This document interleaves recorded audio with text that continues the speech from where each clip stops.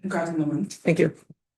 So, I love the stuff that I felt like was very visually clear. A lot of pink hair wigs. Was there? Oh, yeah, a Yeah. lot of t-shirts. And just for you, being on the road and seeing that kind of reception, how does that speak to the impact that they're having, both on, your fan base as well as, other fan bases? Yeah, well, we definitely have seen it on the road. As you mentioned, the fans that either come in the gear or like you mentioned, the pink hair, that sort of thing. It's not just women, men have joined in as well. And obviously here in Connecticut, with both Courtney and T having played here, I think that's fun for them to come back here and still feel the love that they have and the support. And so, yeah, it's been interesting. Let's go to Mike from Zoom. Yeah, Coach, if I could ask you two questions. One, just historically, what does it mean to get 31 wins, which is a franchise record? I know there are more games now, but still, Yeah. to do this, for somebody who's been there basically for everything that's mattered in the Lynx history Yeah. that you have. And then Yeah. if you could just talk about getting home court advantage through the rest of the playoffs. Yeah, I mean, you get so, week to week in the league. It's really strange that I don't know how the players are, but I know we never really have looked at our record.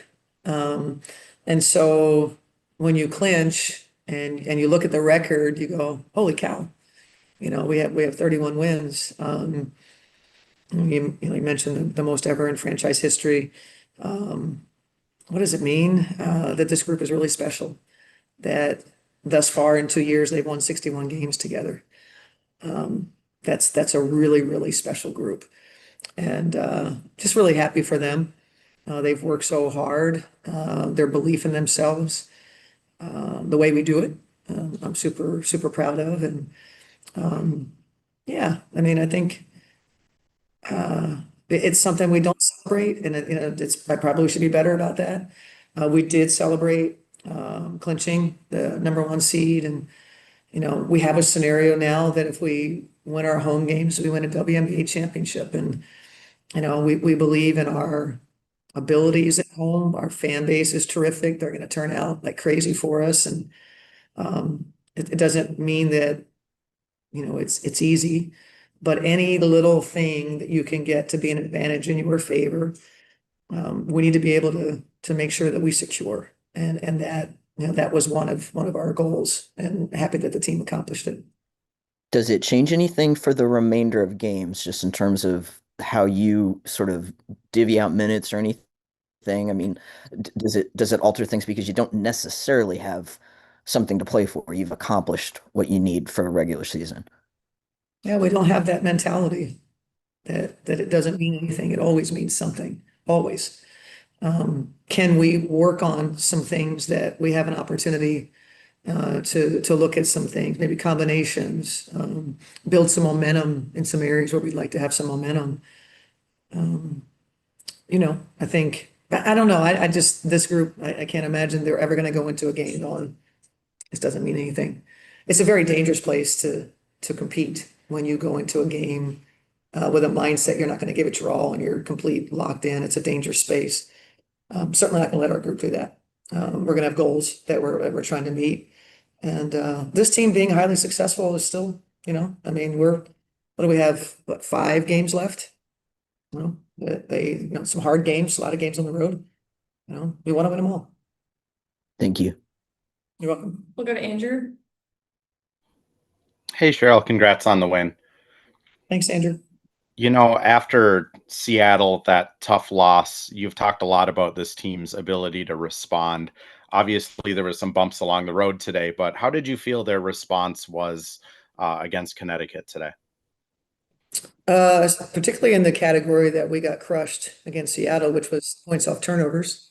We were pretty locked in, and Connecticut's pressure was more than what Seattle did in terms of their schemes and our ability to handle some physical scenarios, some double teams, and successfully beating it and getting to places where we had easy shots, or to see Alana Smith, make some great drives to the basket and our bench, for them to come in and give us, the seeking the paint style, playing off their defense, that sort of thing.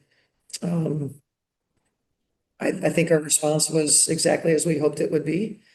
I didn't think there were many bumps in the road. I mean, teams are gonna make runs. They're gonna make, I thought everything that we did made it hard for them. And I was probably, yeah, we didn't turn it over as much, but defensively we were significantly better than maybe any game outside of maybe 2 of the last 10. And that was important to us, that we want to make sure our defense is where we need it to be to be able to be successful in playoffs. And I remember, when Dejanay first got traded here, you had mentioned you just didn't really know her yet.